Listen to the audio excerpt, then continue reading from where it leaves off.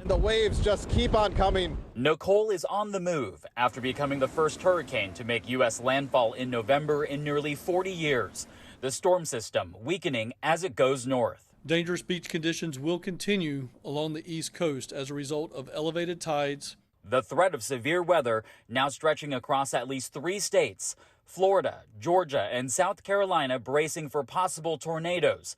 Destructive wind and rain embedded within Nicole's outer bands. South Carolina already seeing the effects as streets in Charleston begin to flood.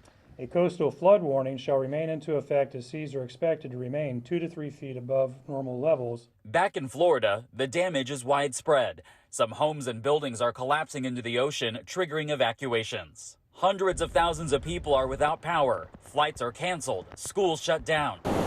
And in Lauderdale by the Sea, this portion of a pier partially collapsed. There's still some wind and rain happening out there. There's really no reason to be out there.